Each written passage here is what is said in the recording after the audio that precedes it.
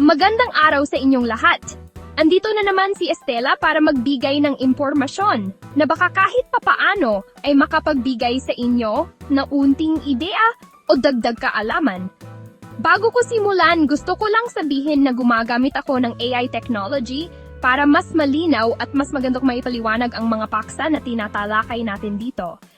Kaya kung mapapansin ninyo na may mga larawan, lugar, at mga taong lumalabas sa video, layunin nito na mas maging enjoyable at mas malinaw ang ating usapan kaysa ako mismo ang haharap sa camera.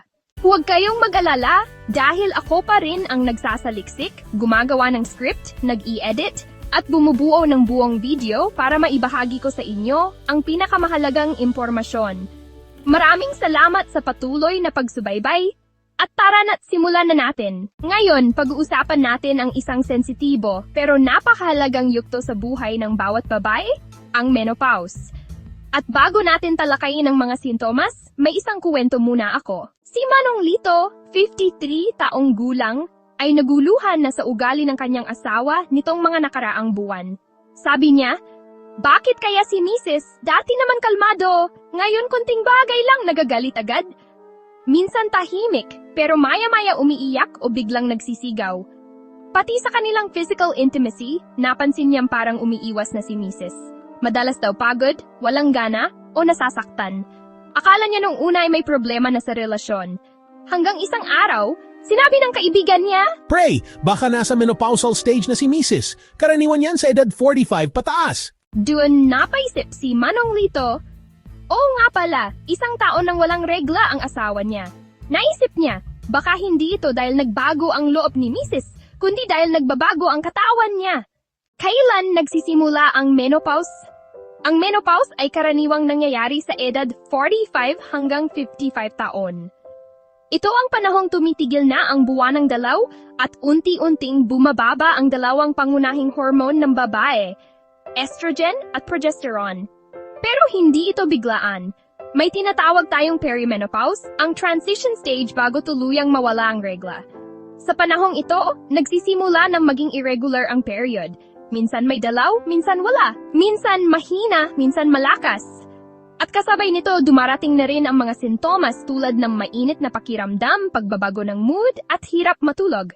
Karaniwang tumatagal ang perimenopause ng 2 hanggang 5 taon bago tuluyang ituring na menopause. Ibig sabihin, 1 taon nang walang regla. Pare-pareho ba ang karanasan ng lahat ng babae? Hindi, iba-iba ang reaksyon ng katawan ng bawat babae. May ilan na halos walang sintomas, parang normal lang ang lahat. Pero may iba namang malala ang karanasan. May mga gabi na pinagpapawisan ng sobra, umiiyak ng walang dahilan at nasasaktan kahit sa simpleng haplos. Depende ito sa edad ng pagsisimula, kalusugan, lifestyle at genetics. Kaya importante, lalo na sa mga asawa, anak o kasambahay, maging maunawain at huwag agad magtanong ng bakit ka ba mainitin ang ulo. Sa halip, unawain na ito ay bahagi ng proseso ng katawan. Pagbabago sa physical intimacy. Para sa maraming kababaihan, malaking pagbabago rin ang nararamdaman nila sa kanilang pagiging babae. Dahil bumababa ang estrogen, nagiging mas tuyo ang vaginal lining, kaya minsan masakit o hindi komportable ang pakikipagtalik. Kasabay nito, bumababa rin ang libido o sexual desire. Hindi dahil sa kawalan ng pagmamahal sa asawa, kundi dahil nag-iiba ang kanilang pisikal na kondisyon at emosyon. Ang mga babaeng nasa menopause ay madalas nakararamdam ng pagkapagod, pagbabago ng katawan, tumataba, nangingitim ang balat, nalalagas ang buhok, at minsan pagbaba ng kumpiyansa sa sarili. Marami sa kanila ang nagsasabing, parang hindi ko nakilala ang sarili ko. Ngunit, ang totoo, ito ay bagong yugto ng buhay. Sa tamang pag-alaga, pahinga at pag-unawa ng asawa, maari pa ring manatili ang intimacy at pagmamahalan. 15 sintomas and menopause ipresenta ni Estela na parang slide style sa vid 1. Hot flashes, biglaang init sa dibdib, lig o mukha. 2. Night sweats, pagpapawis habang natutulog kahit malamig. Mood swings, pabago-bagong emosyon. Pagbagba ng libido dahil sa hormonal imbalance at pagod. 5. Vaginal dryness, sanhi ng sakit tuwing intimacy. Pagtaas ng timbang, bumabagal ang metabolism. 7. Hirap matulog, dulot ng hot flashes at hormonal changes. 8. Pagkapagod o fatigue, kahit konting trabaho, mabilis mapagod. 9. Pagkalimutin brain fog, hirap mag-focus.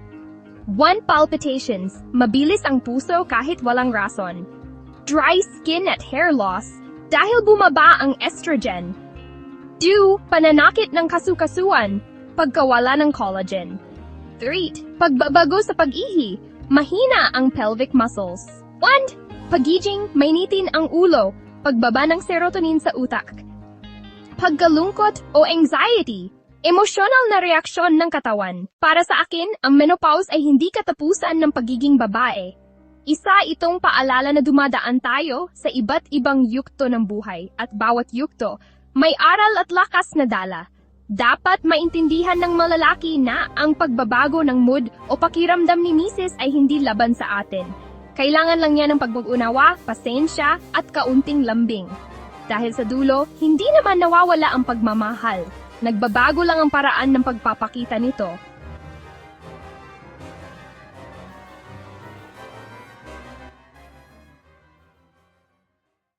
Disclaimer! Ang video na ito ay para lamang sa kaalaman at edukasyon. Ang menopause ay natural na bahagi ng buhay ng babae. Hindi sakit, ngunit maaari itong magdulot ng mga physical at emosyonal na pagsubok. Kung ang isang babae ay nakararanas ng sobrang pagod, depresyon, o malalang sintomas na nakaapekto sa araw-araw na gawain, mainam na kumonsulta sa OBGYN o health specialist. May mga paraan upang maibsan ang mga sintomas gaya ng hormone therapy, balanced diet, regular exercise, at emotional support. Ang layunin ng video na ito ay palawakin ang pag-unawa, hindi magbigay ng diagnosis o gamot. Outro! Kung nagustuhan ninyo ang topic na ito, humihiling lang po ako ng kaunting pabor na i-like, i-share, at i-subscribe ang aking maliit na channel. Hanggang sa muli, ingat kayong lahat!